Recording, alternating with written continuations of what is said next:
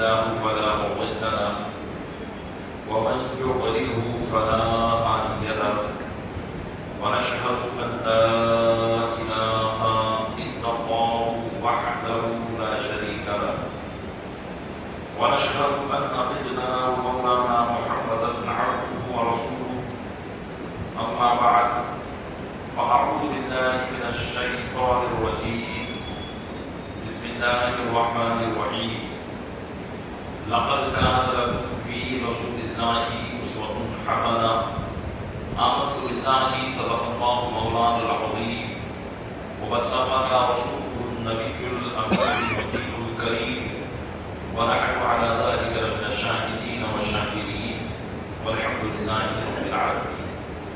آئیے سب سے پہلے اور آپ آقائے نامدار مدینے کے تاجدار اور معالم کے مالک و مختار نائب پروردگار گلشن ہستی کی اولی فصل بہار کے دربار گوہروار میں درود پاک کا قیمتیات پیش کریں. اللهم صل على سيدنا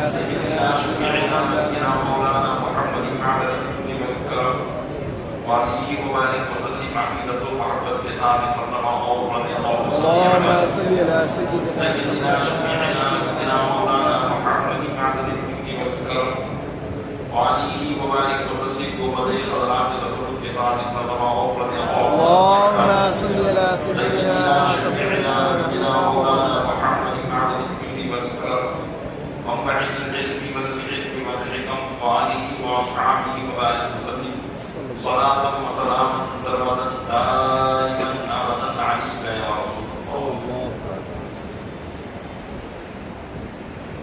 تمامی عاشقان رسول کو ربیع الاول شریف کا ماہ مبارک اور چاند مبارک ہو. آج ایک اعلان سماعت کر دیں.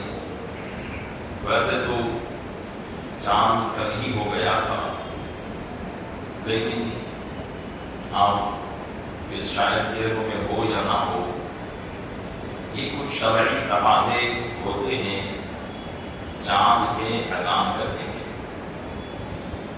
چاند کے اعلان کا حق قاضی شہر کو ہوا کرتا ہے، اور وہ یا تو خود چاند دیکھے یا چاند دیکھنے والوں کی گواہی کو قبول کرے.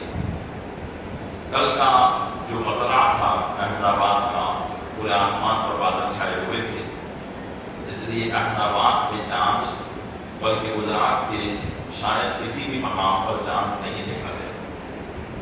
اب چاند جب کسی مقام پر نہیں دیکھا جاتا تو اس جگہ پر چاند کے اعلان کرنے کے لیے شرعی ثبوت کی ضرورت پڑتی ہے.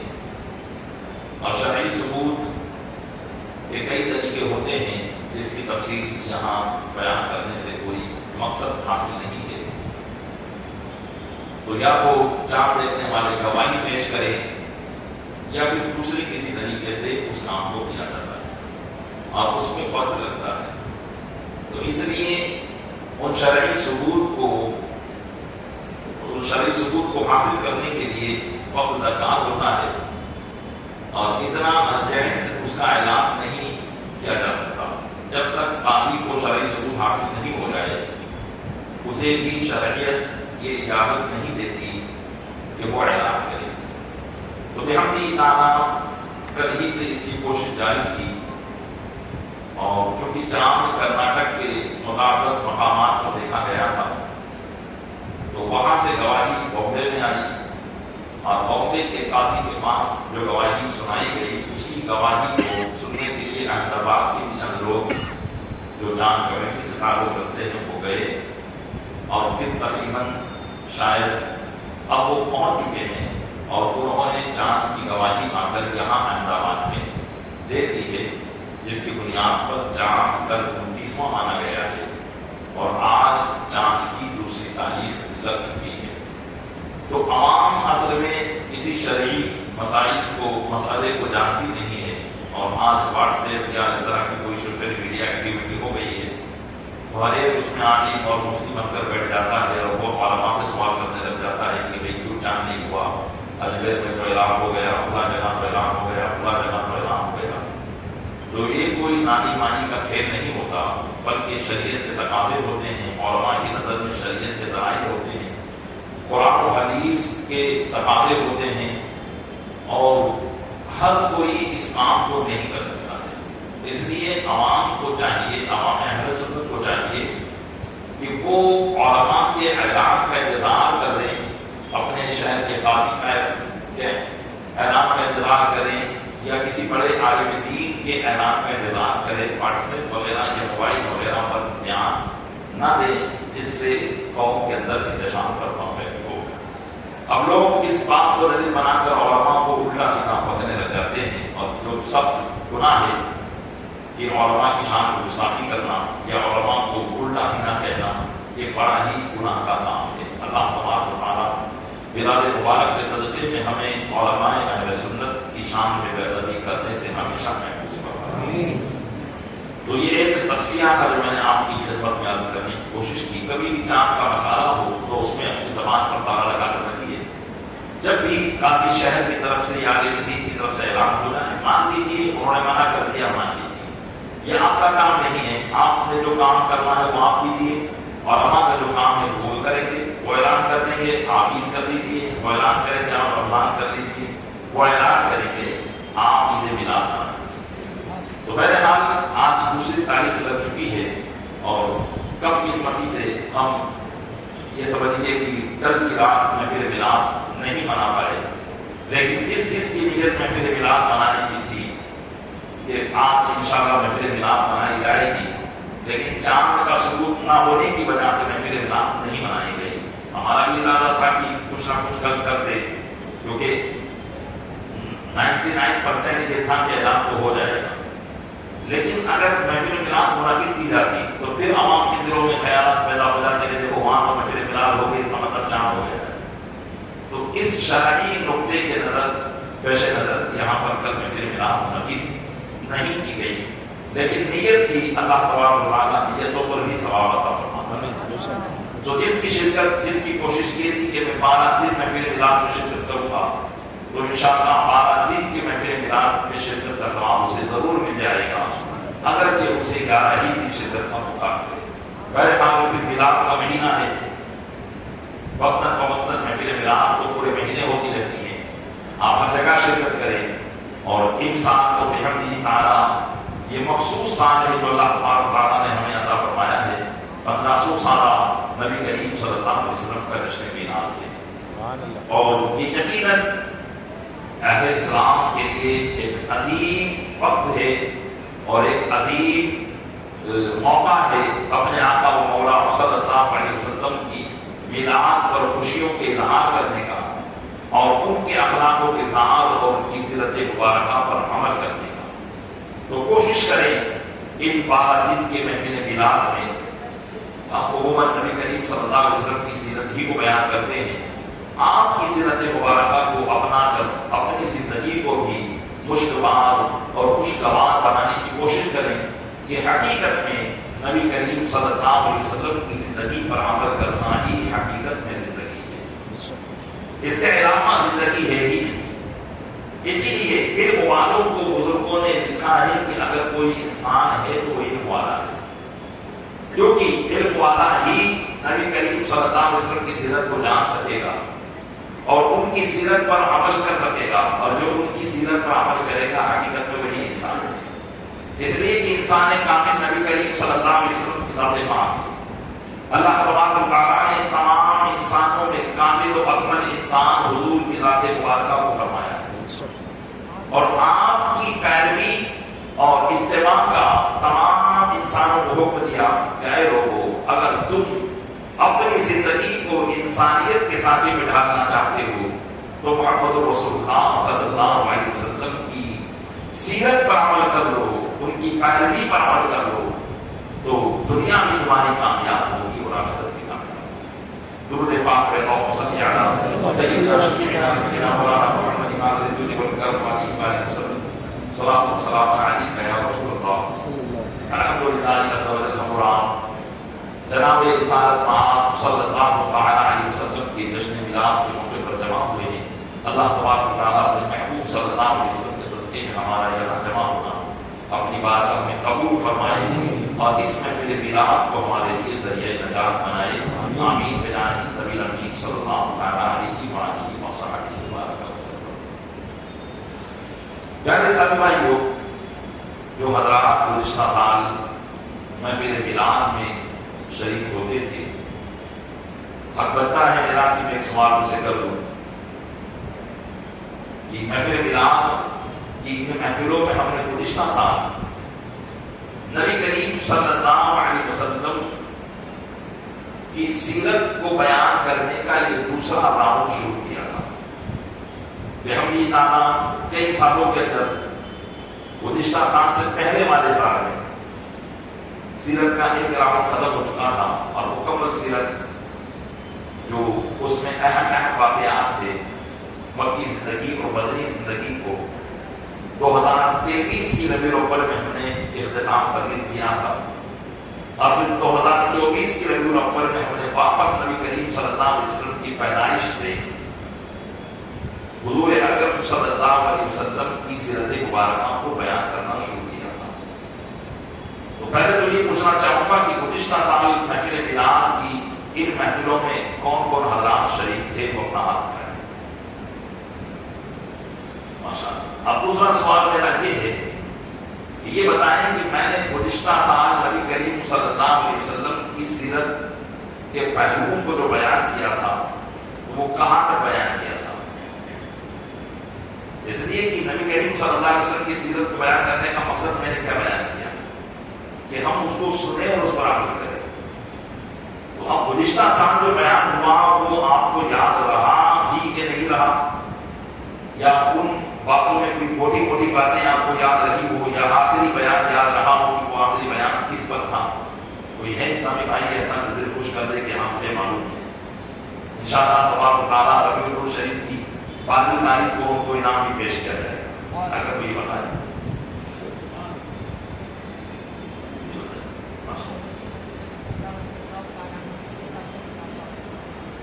یہ قریب پہنچ گئے لیکن بالکل قریب نہیں پہنچے۔ جنہوں نے بتایا کہ وہ نبی کریم صلی اللہ علیہ وسلم کا پہلا نکاح حضرت ام المؤمنین خدیجہ الکبریٰ رضی اللہ تعالیٰ عنہا کے ساتھ ہوا تھا، وہاں تک تو میں نے بیان کیا تھا، لیکن ایک بیان اس کے بعد اور ہوا تھا، اگر کسی کو معلوم ہو تو یہ آخری بیان سے پہلے والا بیان ہے۔ ایک سی بیان اگر کسی کو یاد ہو تو انعام کا مستحق وہ ٹھہرے گا۔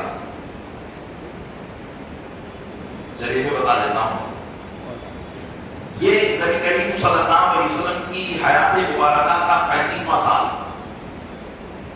آپ کی شادی 25 سال کی عمر میں حضرت ام المؤمنین خدیجہ الکبریٰ رضی اللہ تعالیٰ عنہا سے ہوئی تھی، جبکہ آپ کی حیات مبارکہ 25ویں سال میں پہنچ چکی تھی، اور 35ویں سال میں ایک بہت بڑا اہم سانحہ مکہ مکرمہ میں پیش آیا تھا، جس کی بنیاد پر مکہ کے لوگوں نے یہ طے کیا تھا کہ ہم کعبہ شریف کی عمارت کو نئے سرے سے تعمیر کریں گے۔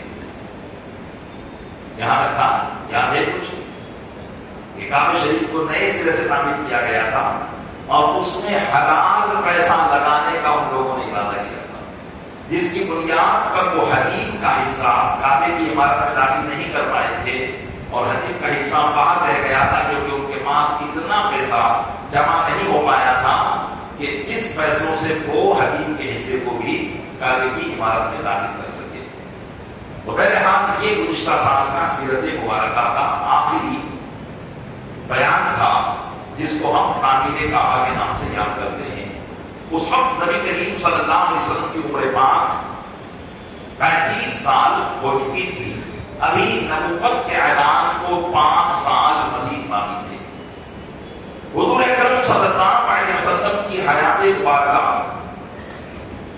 40 سالہ زندگی جو آپ کی گزری اہل مکہ کے درمیان، وہ ایسی زندگی تھی کہ ہر ایک آپ کو عزت اور محبت کی نظر سے دیکھا کرتا تھا۔ 40 سالہ زندگی آپ کی ایسی گزری تھی کہ ہر ایک کی زبان پر نبی کریم صلی اللہ علیہ وسلم کے لیے ایک ہی لفظ جاری رہتا تھا، اور وہ حضور کو یہ کہا کرتے تھے کہ یہ صادق و امین ہیں، یعنی یہ سچ بولنے والے ہیں اور امانت دار ہیں۔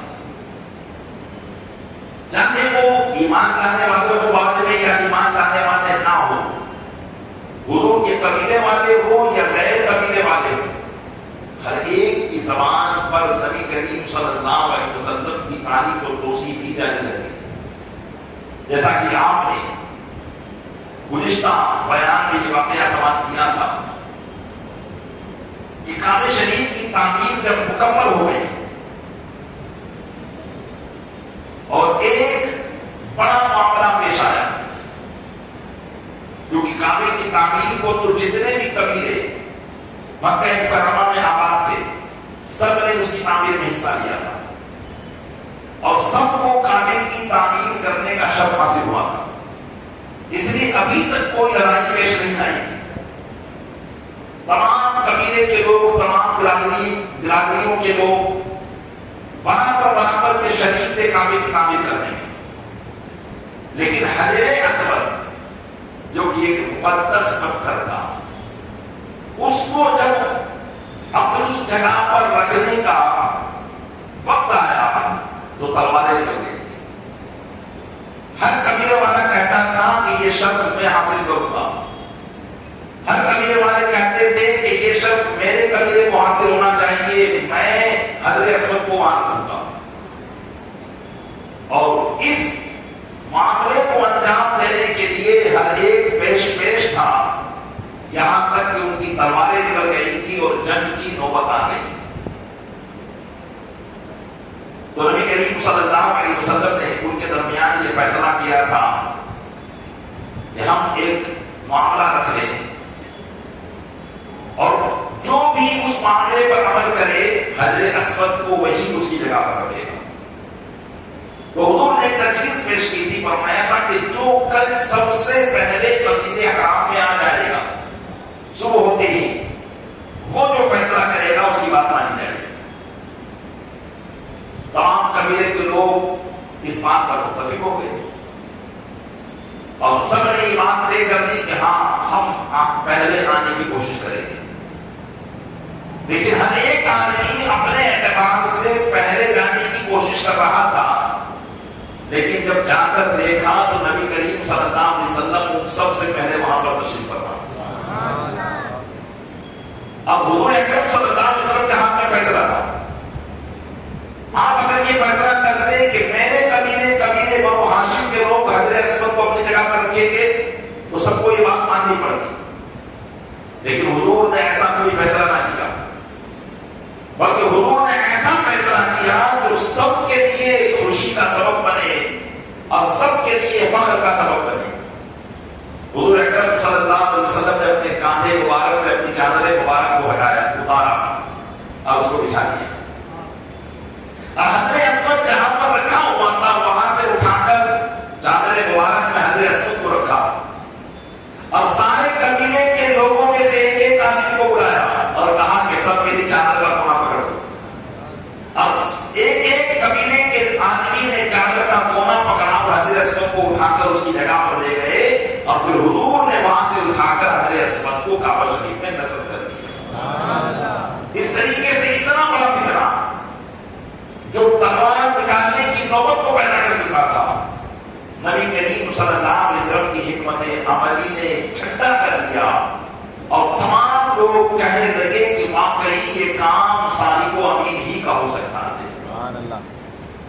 حضور اکرم صلی اللہ علیہ وسلم کی ذات پاک 40 سال تک بنوائی گئی، ابھی آپ نے نبوت کا اعلان نہیں کیا تھا، ابھی آپ نے اللہ کے ایک ہونے کا اعلان نہیں کیا تھا، بلکہ آپ اہل مکہ کے ساتھ رہتے تھے، ہاں ان کی برائیوں سے دور تھے، ان کی شرک پرستی سے دور تھے، ان کے عقیدے سے دور تھے، ان کے نظریات سے دور تھے۔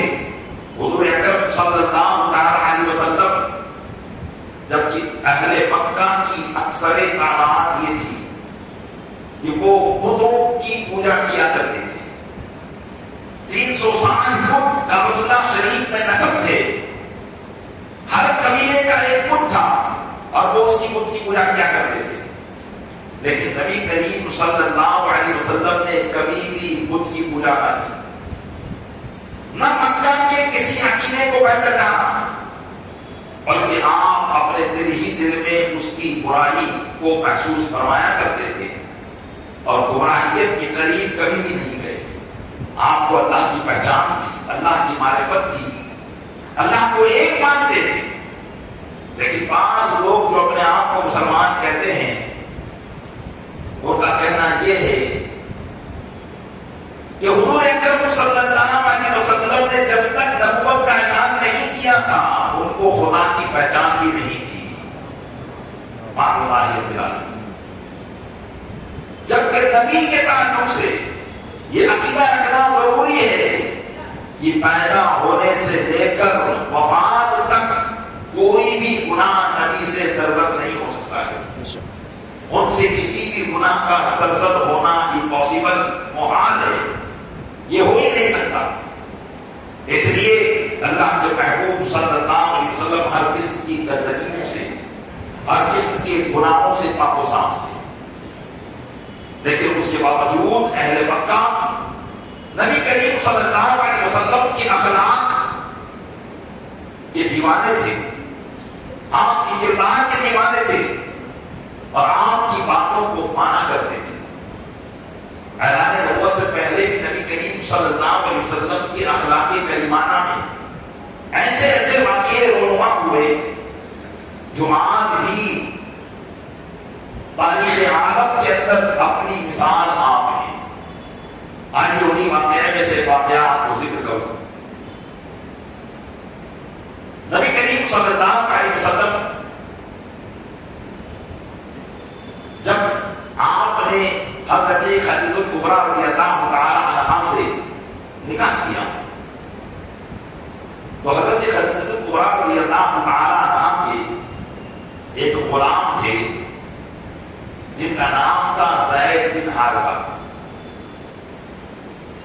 حضرت خدیجہ کبریٰ رضی اللہ تعالی عنہا نے اپنے غلام حضرت زید بن حارثہ کو نبی کریم صلی اللہ علیہ وسلم کی خدمت میں دے دیا تھا،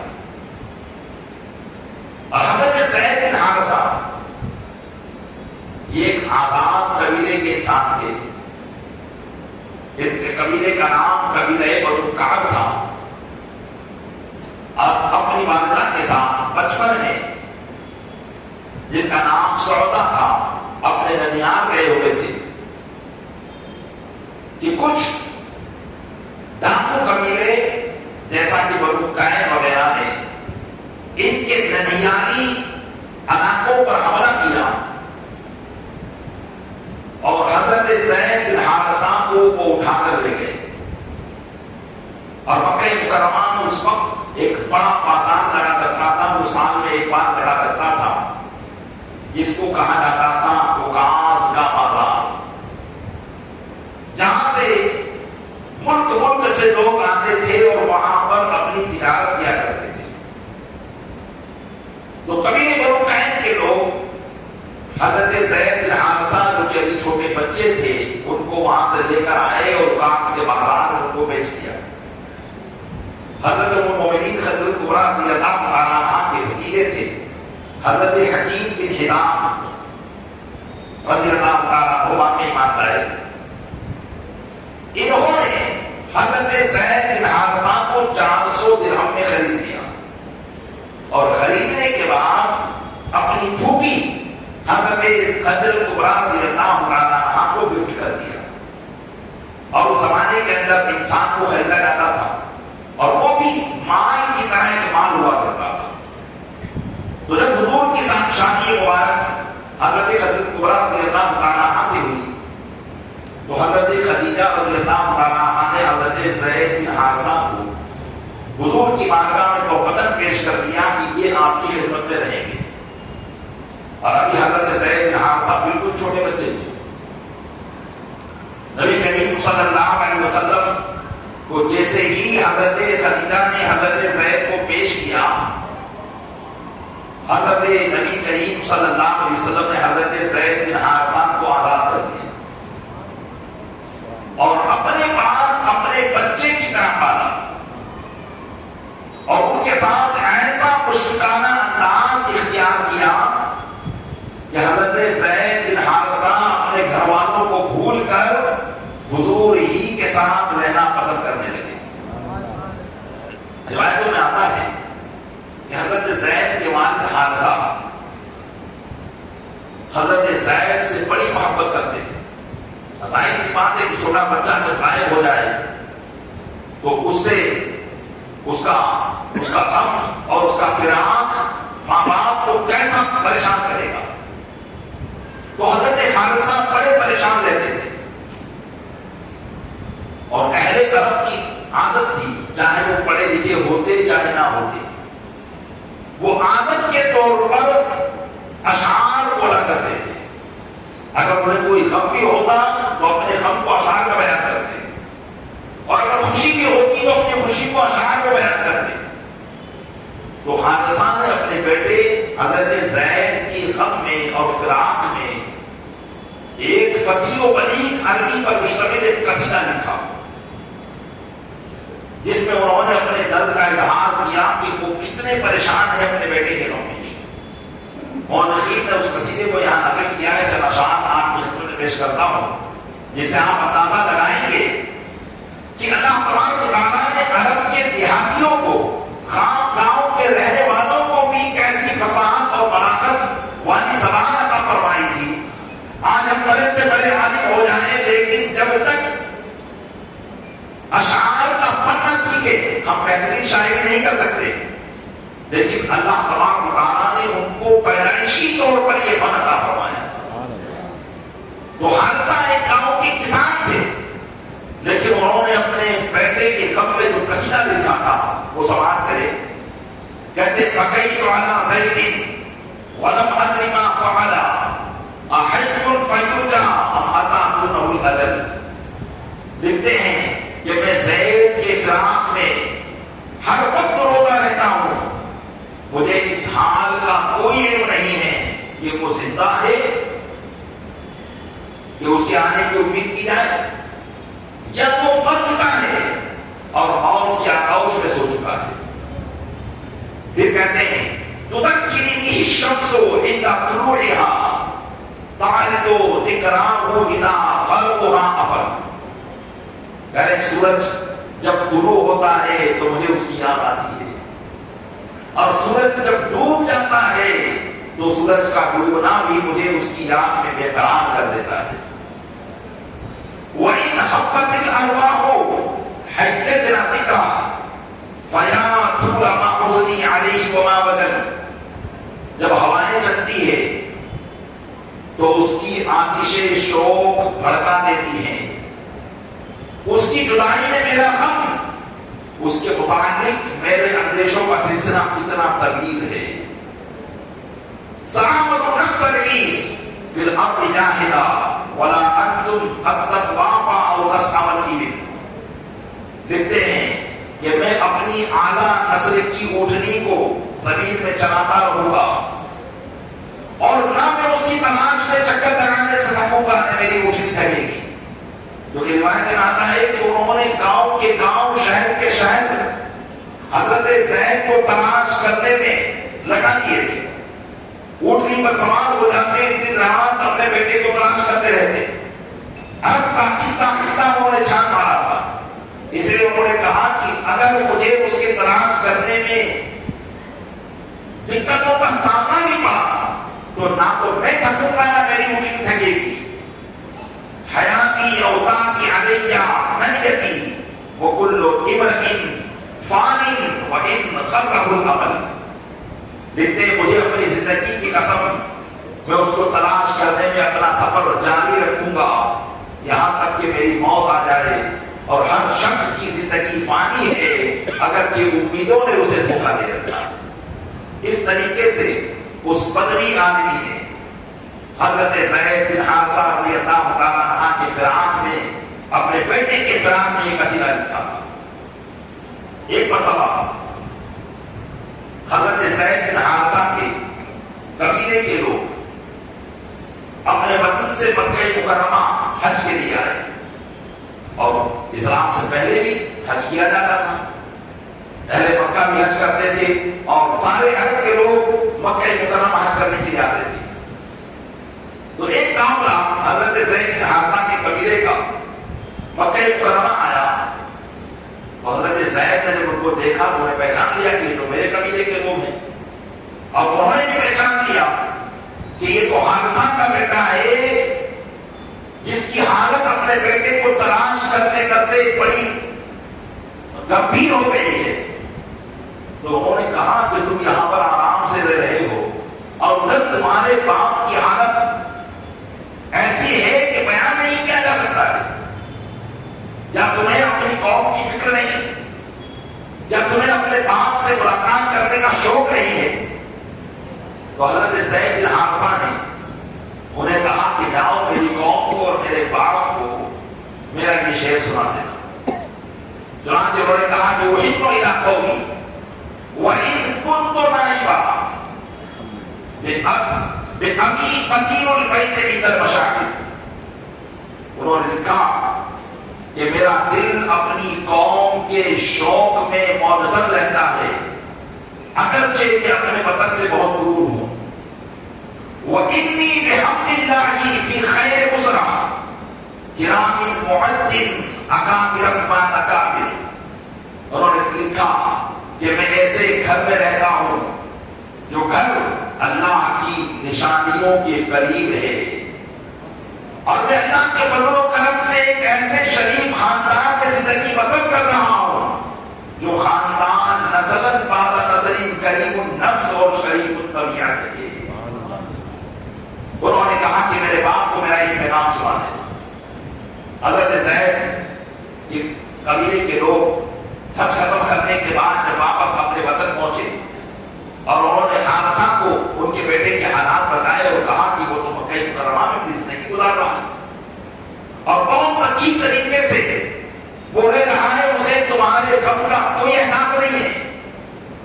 چنانچہ حضرت زید کے والد نے جب یہ سنا تو اپنے بھائی کعب کو لے کر وہ مکہ مکرمہ آئے، نبی کریم صلی اللہ علیہ وسلم کو تلاش کر کے حضور کی بارگاہ میں پہنچے اور حضور اکرم صلی اللہ علیہ وسلم کو سارا واقعہ سنایا کہ جو آپ کے پاس لڑکا ہے وہ میرا بیٹا ہے اور میں اسے لینے کے لیے آیا ہوں، اگر آپ اس کے بدلے میں جو مانگیں گے میں اتنے پیسے دینے کے لیے تیار ہوں، لیکن آپ مجھے اپنا بیٹا واپس کر دیں۔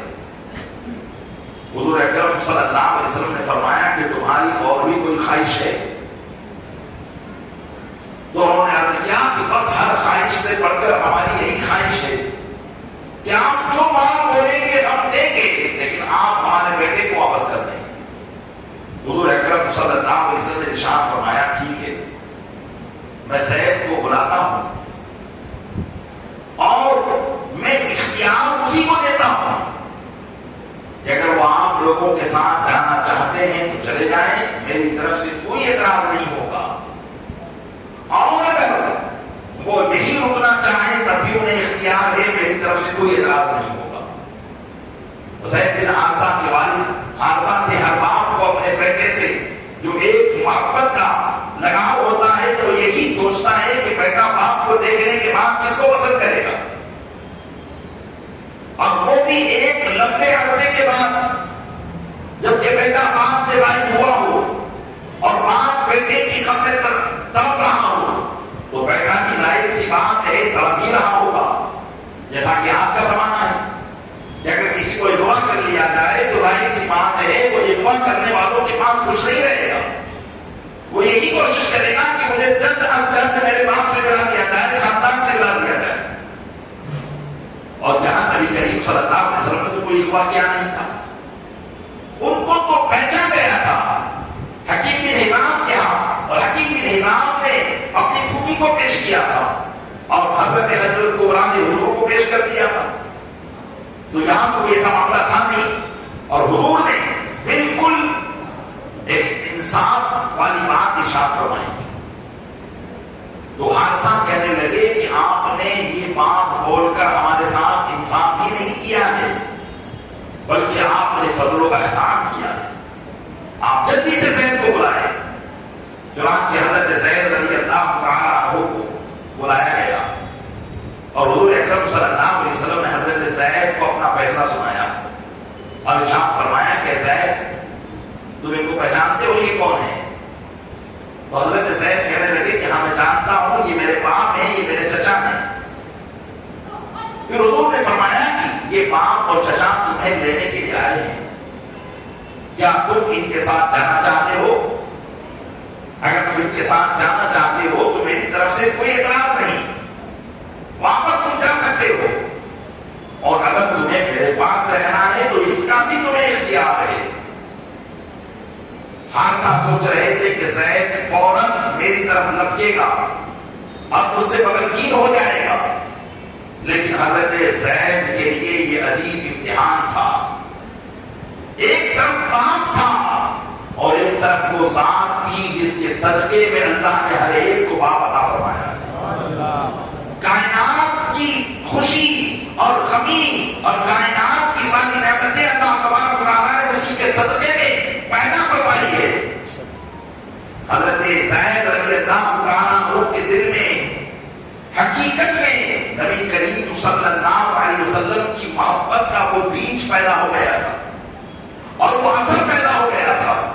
ظاہر سی بات ہے آج ایک عرصہ گزر گیا ہے، نبی کریم صلی اللہ علیہ وسلم کے کروڑوں عاشق صرف ایک نظر دیکھنے کے لیے انہیں بیتاب رہتے ہیں، اور جو زید ہمیشہ شب و روز جنہوں نے حضور کی بارگاہ میں بلائے ہوں اور حضور کے قلبوں میں رہے ہوں، وہ زید اپنے ماں باپ حضور پر اپنے ماں باپ کو کیسے ترجیح دے سکتے تھے؟ حضرت زید کا جواب سنیے۔ حضرت زید کہتے ہیں ما انا بالذی اختار علیک احدا انت منی مکان الاول عنی۔ حضرت زید کہتے ہیں کہ میں ایسا نادان نہیں ہوں یا رسول اللہ کہ آپ کو چھوڑ کر کسی اور کے ساتھ چلے جاؤں، اگرچہ وہ میرا باپ ہی کیوں نہ ہو، اگرچہ وہ میرا چچا ہی کیوں نہ ہو۔ یہ حضرت زید کا جواب تھا۔ پیارے اسلامی بھائیوں، یہ کیا تھا؟ یہ کیا تھا؟ یہ عشق رسول تھا۔ اللہ تبارک و تعالیٰ نے ہر عبادت سے پہلے اپنے محبوب کے صحابہ اور اپنے محبوب کے امت کے دل میں اپنے محبوب کی محبت کو پیدا کیا۔ ابھی عبادت شروع نہیں ہوئی ہے، ابھی اعلان توحید نہیں ہوا ہے، ابھی اعلان احکام نہیں ہوا ہے، نماز پڑھو روزہ رکھو یہ چیز ابھی نہیں ہے۔ حضرت زید کے دل میں جو بات ہے وہ نبی کریم صلی اللہ علیہ وسلم کی محبت ہے۔ آج جو لوگ کہتے ہیں کہ کیا حضور کی محبت کا اندر بھرتے رہتے ہو، نماز پڑھو روزہ رکھو حج کرو زکات دو یہ سارے کام کیا کرو، ان کو کہا جائے کہ حضور کی محبت ہی اصل عبادت الہی ہے۔ حضور کی محبت کے بغیر نہ عبادت عبادت ہے نہ کوئی ریاست ریاست ہے۔ یہ ساری عبادتیں حضور کی محبت کا صدقہ ہے، اور جو عبادت حضور کی محبت میں کی جائے گی وہی عبادت اللہ کی بارگاہ میں قبول ہوگی، اور جس عبادت کو حضور کی سے ہٹ کر کیا جائے گا وہ عبادت اللہ کی بارگاہ میں کبھی قبول نہیں ہو سکتی ہے۔ تو حضور عالم صلی اللہ علیہ وسلم کی محبت اور آپ کا عشق حضرت زید بن حارثہ کے دل میں ایسا جاگزی ہو چکا تھا کہ حضرت زید نے کہا کہ میں وہ نادان نہیں ہوں جو یا رسول اللہ آپ کو چھوڑ کر کسی اور کے ساتھ چلا جاؤں، اگرچہ وہ آنے والا میرا باپ ہی کیوں نہ ہو، میرا چچا ہی کیوں نہ ہو۔ پیارے اسلامی بھائیوں، یقیناً یہی ایمان کی جان ہے، یہی حقیقت ہے۔ آج دنیا کے اندر ہم اس حقیقت سے واقف نہیں ہو پائے۔ صحابہ کرام حقیقی معنوں میں اس حقیقت سے دنیا کے اندر وابستہ ہو چکے تھے، اس حقیقت سے وہ روشناس ہو چکے تھے، ان کے دلوں میں یہ بات جاگزی ہو چکی تھی کہ حقیقت میں اگر کوئی کامیابی ہے تو وہ نہ باپ کے قدموں میں ہے نہ ماں کے قدموں میں ہے، حقیقی کامیابی اللہ کے محبوب کے قدموں میں ہے۔ اس لیے کہ یہیں سے وہ بات ملتی ہے کہ باپ کا ادب کیسے ہونا ہے، ماں کی تعظیم کیسے ہونی ہے۔ اگر ان کو چھوڑ کر کوئی ماں باپ کی تعظیم کرنے کے لیے جائے گا تو وہ حقیقت میں ماں باپ کی تعظیم ہی نہیں کر پائے گا بلکہ ان سے محبت بھی نہیں کر پائے گا۔ آج جو دنیا کہاں ہے، آج کون نہیں کہتا کہ میں اپنے ماں باپ سے محبت کرتا ہوں؟ ہر ایک کا یہی کہنا ہے کہ میں اپنے ماں باپ سے محبت کرتا ہوں، لیکن ذرا سا دنیا میں معاملہ ہو جائے باپ کے خلاف بولتا خلاف اس کی سوچ و بچار بن جائے، ماں کے خلاف وہ جو ہے اپنے ذہنوں میں طرح طرح کے خیالات کرے گا. کیوں؟ اس لیے کہ اس نے ماں باپ کا ادب رسول اللہ صلی اللہ علیہ وسلم کی بارگاہ سے نہیں سیکھا. اگر وہ ماں باپ کا ادب حضور کی بارگاہ سے سیکھتا، حضور کی سیرت سے سیکھتا، تو پھر وہ جان جاتا کہ میرے آقا صلی اللہ علیہ وسلم نے فرمایا ہے کہ ماں باپ کو خوش کرنا یہ مجھے خوش کرنا ہے، اور مجھے خوش کرنا ہے کہ اللہ کو خوش کرنا ہے. وَقَضَىٰ رَبُّكَ أَلَّا تَعْبُدُوا إِلَّا إِيَّاهُ وَبِالْوَالِدَيْنِ إِحْسَانًا. اللہ تبارک و تعالیٰ نے اپنی عبادت کے بعد کسی کے ساتھ حسن سلوک کرنے کا جو حکم ارشاد فرمایا ہے تو والدین کے ساتھ حسن سلوک کا حکم فرمایا ہے. رب نے یہ حکم دیا کہ وہ صرف اللہ ہی کی عبادت کرے اور اپنے والدین کے ساتھ حسن سلوک کرے. میرے آقا صلی اللہ علیہ وسلم کی سیرت مبارکہ سے یہ چیزیں ملا کرتی ہیں. اب رہی بات یہ کی ماں باپ پر حضور کو ترجیح دینا، تو یہ محبت کا معاملہ ہے. حضرت زید بن حارثہ کو یہاں اپنے ماں باپ کا بے ادب نہیں بنایا گیا تھا، بلکہ ماں باپ حضرت زید کے لیے سر آنکھوں پر تھے. لیکن چونکہ حضرت زید جس حقیقی کامیابی سے روشناس ہو چکے تھے اور زندگی کا جو مزہ حضور کی بارگاہ سے وہ پا سکے تھے، اب یا تو ماں باپ کے ساتھ چلے جاتے تو ادھر جدائی ہو جاتی. اور یہ ایسی جدائی تھی، یہ ایسی جدائی تھی جو انہیں دنیا میں بھی ناکام کر دیتی اور آخرت میں بھی ناکام کر دیتی. اس لیے حضرت زید نے یہ فیصلہ کیا کہ ایسی کامیابی جو دنیا اور آخرت میں کامیاب کر دے، حقیقت میں وہی کامیابی ہے. اس لیے انہوں نے کہا کہ میں ایسا نادان نہیں ہوں یا رسول اللہ جو آپ کو چھوڑ کر کسی اور کے ساتھ چلتا. صحابہ کرام علیہ رضوان حقیقت میں اس بات کو جان چکے تھے. پیارے اسلامی بھائیو، ہم اس بات کو نہیں جان سکتے، یہ احساس ہم اپنے دل میں پیدا نہیں کر پاتے، اور نہ ہی زندگی میں احساس پیدا ہو پاتا ہے، کیونکہ ہم اپنے ماں باپ کی خاطر، اپنی اولاد کی خاطر، اپنی بیوی کی خاطر، اپنے عزیز و اقارب کی خاطر، اپنے رشتہ داروں کی خاطر، اپنے دوست و احباب کی خاطر اس نبی کریم صلی اللہ علیہ وسلم کی سنت کو چھوڑ بیٹھتے ہیں، ان کی نافرمانی کے کاموں میں مبتلا ہو جاتے ہیں. ماں باپ کہتے ہیں بیٹا نماز مت پڑھ، ابھی بعد میں پڑھنا. ہم ماں باپ کا کہنا مان کر اس نبی رحمت کی سنت کو ترک کرتے ہیں. ماں باپ کہتے ہیں کہ ابھی داڑھی مت رکھ، بعد میں رکھ لینا. ہم ماں باپ کی بات کو مان کر اپنے آقا صلی اللہ علیہ وسلم کی عظیم سنت سے محروم ہو جاتے ہیں. دوستو احباب کے کہنے پر ہم نمازوں کو قضا کر دیتے ہیں، اور آج کی بکرے اور پارٹیوں کو بنانے میں ہم نہ جانے کتنی فضول خرچیاں کر دیا کرتے ہیں، حضور کے فرمان سے دور ہو جاتے ہیں. کیوں؟ اس لیے کہ ہم نے حضور کی بارگاہ کا قرب حقیقی معنوں میں محسوس ہی نہیں کیا. یہ ان کی بارگاہ سے جو قرب حاصل ہوتا ہے اور ان کی اطاعت میں جو مزہ ہے، ان کی فرمانبرداری میں جو مزہ ہے، وہ مزہ کہیں اور نہیں ہے. اور دنیا میں یہ چیز ہمیں حاصل ہو یا نہ ہو، آخرت میں ضرور حاصل ہو جائے گی. آخرت میں ہر ایک جان لے گا کہ یقیناً حقیقت میں اگر کسی کی محبت کامیابی کے مقصد پر فائز کرنے والی تھی تو وہ محبت حضور اکرم صلی اللہ علیہ وسلم کی تھی. حضرت رضی اللہ عنہ فرماتے ہیں ان کے سوا رضا کوئی حامی نہیں جہاں. دنیا والے بہت تب بھرتے ہیں کہ ہم تمہارے ساتھ ہیں، ہم تمہارے ساتھ ہیں، لیکن قیامت کے دن سب کی کڑی کھل جائے. بیٹا باپ سے بھاگے گا، باپ بیٹے سے بھاگے گا، ہر ایک دوسرے سے آنکھ چھڑائے گا.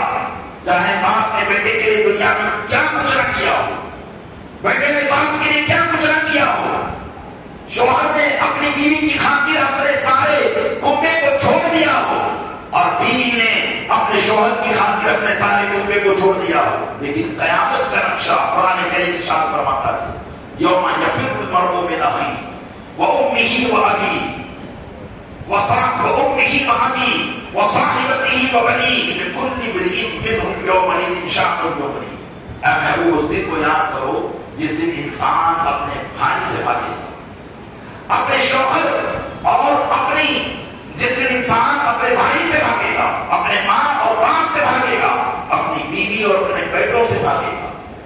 ہر ایک کا ایک الگ معاملہ ہوگا، لیکن ہر ایک سے وہ بھاگ رہا ہوگا اور وہ سوچ رہا ہوگا کہ دنیا میں میں نے اس کے لیے کیا کچھ نہیں کیا، آج یہ مجھ سے بھاگ رہا ہے، آج یہ مجھ سے نگاہیں چرا رہا ہے کہ کہیں میں اس کی نیکیاں میں دے لوں۔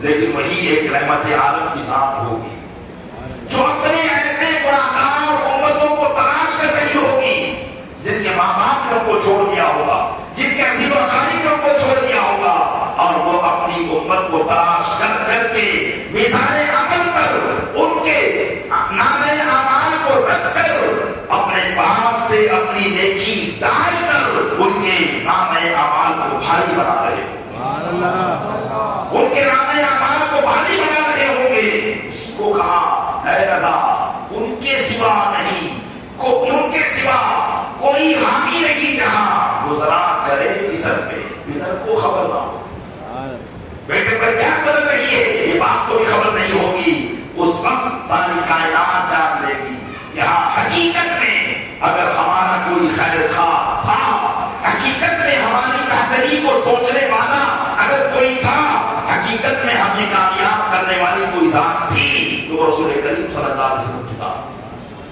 قیامت کے دن ہر ایک کو اس کا احساس ہوگا، لیکن صحابہ کرام بہت نصیب جماعت تھی جن کو اس بات کا احساس دنیا میں ہو چکا تھا، اس لیے اگر ان کا باپ بھی محبت رسول کے آگے آ گیا تھا تو وہ اپنے باپ کا سر گرم کرنے میں پیچھے نہیں ہٹتے تھے، اپنا بھائی اگر آ گیا تھا تو وہ یہ نہیں دیکھتے تھے کہ میرا بھائی ہے، بلکہ اس کا سر گرم کر دیتے تھے، اس لیے کہ وہ محبت رسول میں آیا کرتا، کیونکہ وہ جان چکے تھے کہ حقیقی کامیابی ان کے قدموں میں ہے۔ حضرت ابو عبیدہ بن جراح نے اپنے باپ جراح کو قتل کر دیا، ہے کوئی بیٹا جو اپنے باپ کو قتل کرے، لیکن کیوں قتل کیا؟ اس لیے کہ جراح حضور کا گستاخ تھا، جراح حضور کا گستاخ تھا۔ حضرت ابو عبیدہ نے یہ نہ دیکھا کہ یہ میرا باپ ہے، بلکہ یہ دیکھا کہ یہ میرے محبوب صلی اللہ علیہ وسلم کا گستاخ ہے۔ حضرت عمر بن خطاب نے اپنے باپوں کو قتل کر دیا، کیوں؟ اس لیے کہ یہ میرے نبی کا گستاخ ہے، یہ میرے نبی کو گالیاں دیا کرتا۔ صحابہ کرام اس بات کو جان چکے تھے، اس لیے اللہ تبارک و تعالیٰ نے قیامت تک کے مسلمانوں سے فرمایا اے لوگوں ایسا ایمان لاؤ جیسے میرے محبوب کے صحابہ ایمان لائے، ایسا ایمان لاؤ کہ حقیقت میں ان کا ایمان تمہارے لیے آئیڈیل ہے، جب تک تمہارے دل میں ان کے ایمان کی طرح چاشنی پیدا نہیں ہوگی اس وقت تک تم میرے محبوب کی ذات کو سمجھ نہیں سکتے۔ صحابہ کرام علیہ رضوان نے حضور کی ذات کو ایسے سمجھا تھا، اس لیے صحابہ کرام کے ایمان کو ایک مثالی ایمان بنا دیا گیا۔ حضرت زید بن حارثہ رضی اللہ تعالیٰ عنہ نے اپنے باپ اور والد کو یہ کہہ کر روانہ کر دیا، اور وہ خلق محمدی صلی اللہ علیہ وسلم کے ایسے دیوانے ہوئے کہ مرتے تب تک وہ حضور کی بارگاہ میں رہے، کبھی اپنے گھر پر لوٹ کر نہیں گئے۔ آپ حضرت فرماتے ہیں تیرے قدموں میں جو ہیں خیر کا منہ کیا دیکھے، جھڑکیاں کھائے کہاں چھوڑ کے صدقہ تیرا۔ یا رسول اللہ آپ کا چہرے طیبہ جس کی نگاہوں میں بس چکا ہو تو پھر وہ کسی اور کی جو ہے تمنا نہیں رکھا کرتا ہے۔ یعنی اسلامی بھائیوں یہی ایمان کی حفاظت کا ایک ذریعہ ہے۔ میلاد مصطفیٰ صلی اللہ علیہ وسلم کا یہی پیغام ہے کہ اپنے محبوب صلی اللہ علیہ وسلم کی سچی محبت اپنے دلوں میں بسا دیجیے۔ تم زندگی کا پسند یہی بنا دیجیے کہ دنیا میں جیوں گا تو اپنے محبوب کی محبت کے لیے جیوں گا، اور دنیا سے جاؤں گا بھی تو اپنے محبوب کی محبت کے لیے جاؤں گا۔ حضرت زید بن حارثہ ایسے دیوانے ہوئے کہ حضور کی بارگاہ کو چھوڑ کر نہیں گئے، تو حضور اکرم صلی اللہ علیہ وسلم کے سامنے جب انہوں نے یہ کہا تو ان کے باپ اور چچا نے کہا بھائی حقا یا زید اتختاروا العبودیۃ علی الحریہ، اے زید تمہیں خرابی ہو کیا تم غلامی کی زندگی کو پسند کر رہے ہو آزادی کی زندگی پر؟ کیونکہ ظاہری طور پر تو حضرت زید غلام تھے، کہاں تم غلامی کی زندگی کو پسند کرتے ہو آزادی کی زندگی پر؟ وعلی ابیک وعلی عمک وعلی بیتک، اور اپنے باپ پر اپنے چچا پر اور اپنے گھر والوں پر۔ تو حضرت زید بن حارثہ رضی اللہ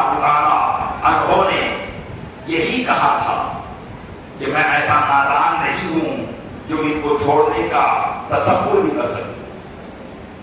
حضور اکرم صلی اللہ علیہ وسلم نے پھر کیا کیا؟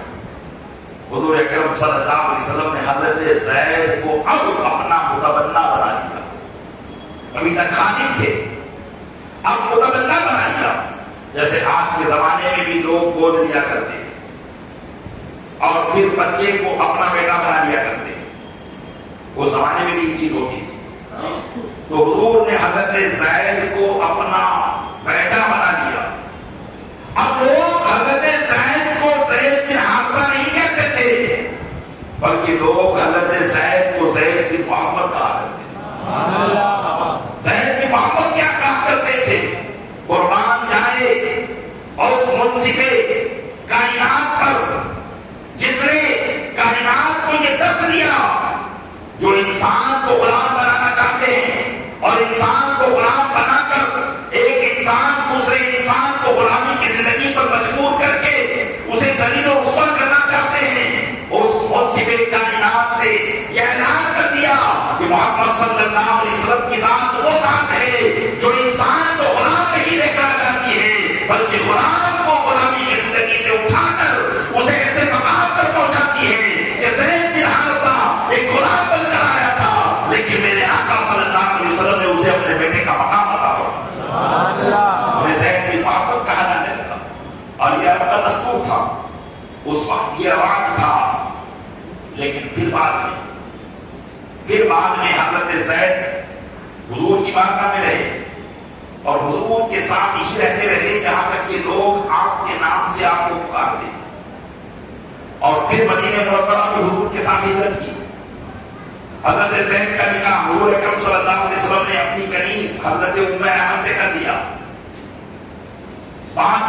حضرت زید کا نکاح حضور اکرم صلی اللہ علیہ وسلم نے اپنی پھوپھی زاد بہن حضرت زینب سے کر دیا.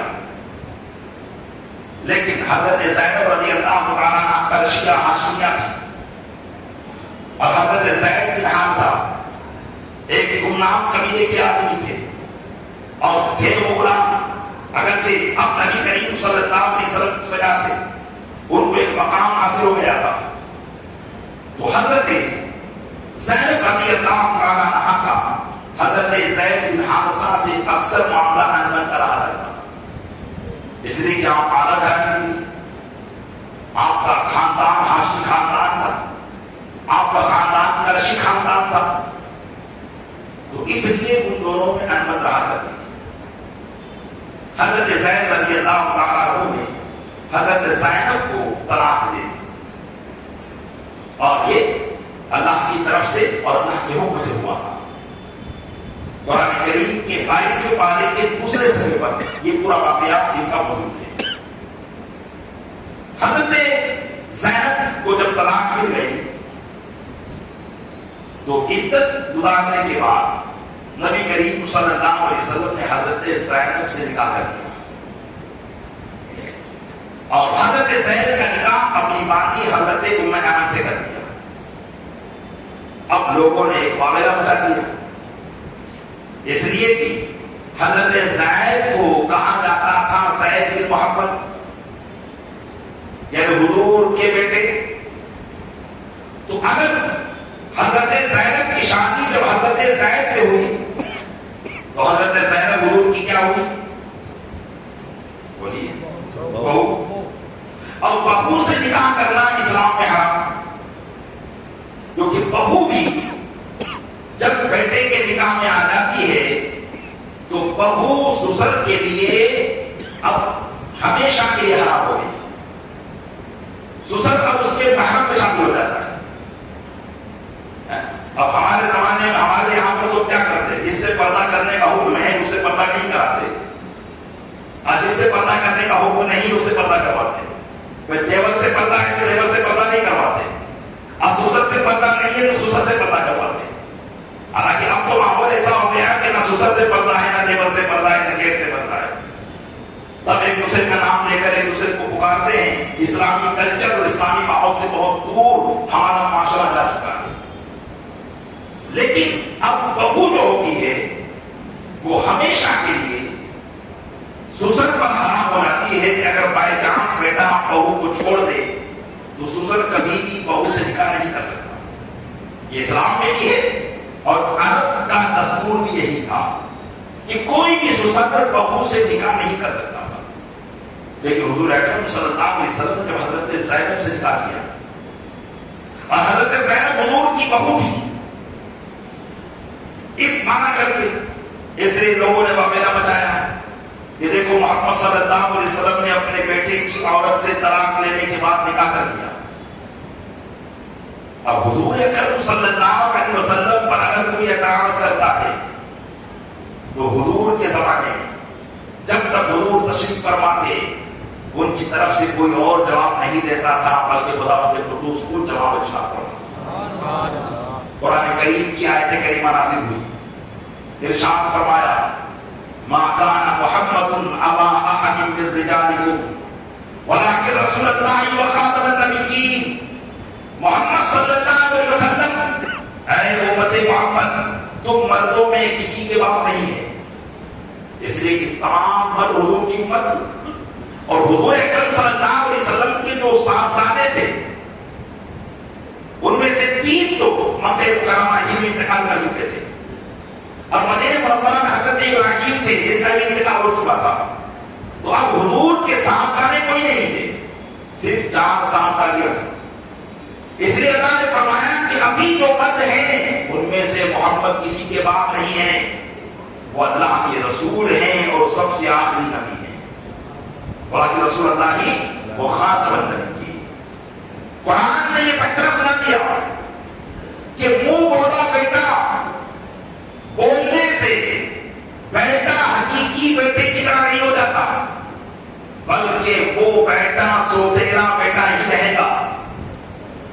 نسب کی جو حرمت یا مساہرت کی جو حرمت حقیقی بیٹے کے ساتھ ہوتی ہے وہ حرمت منہ بولے بیٹے کے ساتھ نہیں ہوگی. اسلامی احکام یہی سے نمودار ہو گئے. اے وہ لوگوں جو کسی کو گود تو لے لیتے ہو لیکن شریعت مطہرہ کے مسائل تک ان کو خبر نہیں ہوتی اور گھر میں کئی مرتبہ حرام کام ہوتے رہتے ہیں، اللہ اور رسول کی مخالفت ہوتی رہتی ہے اور برکتیں گھر سے ختم ہوتی رہتی ہے اور آپ کہتے ہو ہم تو نمازیں پڑھتے گھر میں برکت ہی نہیں ہوتی. تو اصل مسئلہ بھی سماعت کرتے چلے. قرآن نے یہ فیصلہ کو سنا دیا کہ اگر کسی کو گود لیا جائے تو وہ حقیقی بیٹا نہیں ہو سکتا. لوگ جو کہ عرب کے اندر اگر کسی کو گود لیا جاتا تو اسے حقیقی بیٹا سمجھا کرتے تھے، لیکن قرآن نے منع کر دیا کہ یہ حقیقی بیٹا نہیں ہے. اس لیے اب حضرت زید کو پھر زید بن محمد کوئی نہیں کہتا تھا بلکہ زید بن حارثہ کے نام سے تاریخ میں ان کا نام پکارا گیا. وہ بات قرآن نے وہی ختم کر دی اور اب قرآن نے پھر دوسرا حکم فرمایا ادعوہم لآبائہم. ان کو یعنی لے پالکوں کو جن کو گود لیا جائے ان کو ان کے باپ کی طرف منسوب کرو. جو گود لے رہا ہے اس کو ان کی طرف منسوب نہیں کیا جا سکتا. جیسے مثال کے طور پر کسی نے کسی کے بچے کو یا بچی کو گود لیا، اب وہ سرٹیفکیٹ میں نام کیا لکھاتے ہیں؟ جس نے گود لیا وہ لکھاتا ہے. اسکول میں بھی اسی کا نام، نکاح کے رجسٹر میں بھی اسی کا نام، جبکہ یہ حرام اور سب کا کام ہے. بیٹا جس کا ہوگا اسی کی طرف اس کو منسوب کرنا ہوگا، اسی کا نام اس کے آگے آئے گا، گود لینے والے کا نام نہیں آئے گا. ایک مسئلہ یہ سوال کرتے ہیں. اب دوسرا مسئلہ یہاں پر اہم یہ ہے کہ جب گود لیا جائے شریعت مطہرہ نے گود لینا جائز قرار دیا، لیکن جب گود لیا جائے تو یہ دیکھا جائے کہ وہ لڑکا ہے یا لڑکی. اگر لڑکی ہے تو یہ دیکھا جائے کہ وہ شوہر کی محرم بنے گی یا نہیں بنے گی. شوہر کی محرم بنے گی یا نہیں بنے گی؟ کیونکہ اگر لڑکی کو گود لیا اب بچپن میں جب تک ہے تب تک تو کوئی احکام نہیں، لیکن جب وہ لڑکی بڑی ہو جائے گی، بالغہ ہو جائے گی، اب جو اس کا جس نے گود لیا ہے وہ کبھی بھی اس کا باپ نہیں ہو سکتا. وہ اس کا غیر محرم ہوگا، لڑکی کا اس سے پردہ ہوگا. لڑکی ہمیشہ کے لیے اس کے لیے غیر محرم رہے گی. اس لیے اب یہ دیکھنا ہوگا کہ ہم نے جس کو گود لیا ہے وہ شوہر کی محرم ہو رہی کہ نہیں ہو رہی. تو اس کے لیے شریعت مطہرہ کے طریقے بتائے ہیں کہ اگر مثال کے طور پر لڑکی کو گود لینا ہے تو لڑکی کو شوہر کی بہن یا شوہر کی ماں یا شوہر کی خالہ یا شوہر کی بہن یا شوہر کی ماں کوئی بھی اس لڑکی کو دودھ پیتے زمانے میں دودھ پلائے. دودھ پینے کا زمانہ ہوتا ہے 2 سال کی مدت. اس مدت میں اسے دودھ پلا دے. اگر دودھ پلا دیا تو اب اگر بہن نے پلایا ہے تو یہ شوہر کی رضائی بھانجی ہو جائے. اب اس سے نکاح ہمیشہ کے لیے حرام ہو چکا ہے. اب یہ بہرما بن جائے. اب کوئی گناہ نہیں ہوگا. اگر لڑکا گود لیا ہے تو ظاہر سی بات ہے جب تک وہ بچہ ہوگا تب تک تو کوئی مسئلہ نہیں. لیکن جب وہ بالغ ہو جائے گا تو اس کی ماں اس کے لیے غیر محرم ہو جائے گی. اب وہ اپنی ماں کو ہاتھ نہیں لگا سکتا, کچھ کہہ نہیں سکتا. بے پردگی میں اس کے تعلق سے وہ کچھ معاملات جو شریعت نے پابندیاں لگائی ہیں ان پابندیوں میں وہ آ نہیں سکتا. تو اس لیے اس کا راستہ شریعت نے یہ بتایا ہے کہ لڑکی کی بہن یعنی عورت کی بہن یا اس کی ماں یا اس کی کوئی ایسی رشتے دار اس کو دودھ پلا دے جس کی وجہ سے وہ لڑکا اس کا رضائی بھانجا بھتیجا یا کچھ بھی بن جائے. تو یہ طریقہ پیار اسلام کا. لیکن آج صرف گود لینا چاہتے ہیں لیکن شریعت مطہرہ پر عمل نہیں ہے. جو علماء کہتے ہیں نا کہ اگر ہم غور کریں تو ہم سر سے پاؤں تک گناہوں میں ڈوبے ہوئے ہیں. تو اگر آپ شریعت کے قانون کو جان لیں گے تو واقعی آپ اس بات پر پرفیکٹ اتریں گے کہ ہاں ہم سے نہ جانے کتنے گناہ ہوتے چلے جاتے ہیں. اس لیے کسی بھی کام کو کرنے کے لیے حضور اکرم صلی اللہ علیہ وسلم کی سیرت مبارکہ کو اپنائیے, شریعت مطہرہ کو اپنائیے. آپ کی دنیا اور آخرت دونوں بہتر ہو جائیں. اسلام نے ہر چیز کا راستہ رکھا ہے لیکن بس یہی معاملہ ہے کہ آپ اسلام کے قریب آئے. ایک زمانہ جو ایک صدی 2 صدی سے ہے, اس زمانے میں کچھ فرنگیوں نے جب سے عیسائیت کا غلبہ دنیا کے ممالک پر ہوا, اسلامی ممالک پر ہوا, مسلمانوں کو اہل علم سے دور کر دیا گیا. عوام کے ذہن میں یہ خرافات بندی گئی کہ مولانا لوگ تم کو ایسا مسئلہ بتائیں گے کہ تم دنیا میں جی بھی نہیں سکو گے. اس سے جیسے کاروبار کرتے ہو کرتے رہو, جیسے گھر چل رہا ہے چلاتے رہو, ان کے پاس مت جانا. یہ سوچ کس کی تھی؟ یہ سوچ عیسائیوں کی تھی. کیونکہ وہ جانتے تھے کہ جب تک مسلمانوں کو ان کے دین سے دور نہیں کیا جائے گا ہم ان پر غالب نہیں آ سکتے. انہوں نے 100-200 صدی کے اندر 1-2 صدی کے اندر یہ کام کر دیا, مسلمانوں کو دین سے دور کر دیا. جبکہ قرآن نے ہر پہلو پر مسلمانوں کو حکم دیا تھا فاسألوا اہل الذکر ان کنتم لا تعلمون, اہل علم سے پوچھ لو اگر تم نہیں جانتے. ہر موڑ پر قرآن کا یہ حکم ہے لیکن اس حکم سے آپ کو بیزار کر دیا گیا, اس حکم سے آپ کو دور کر دیا گیا. اس لیے پیارے اسلامی بھائی کو اپنے ہر معاملے کو آپ قرآن و حدیث سے معلوم کرنے کی کوشش کیجیے, حضور کے فرمان سے معلوم کرنے کی کوشش کیجیے. اہل علم کے قریب آئیے, وہ اہل علم آپ کو اللہ و رسول کا فرمان سنا کر آپ کو حقیقی معنوں میں اللہ و رسول کا فرمان بتا کر. اللہ تعالیٰ اپنے محبوب صلی اللہ علیہ وسلم کی میلاد کے صدقے میں ہمیں حقیقی معنوں میں اپنے اسلام پر عمل کرنے کی توفیق عطا فرمائے. آمین بجاہ نبی صلی اللہ علیہ وسلم.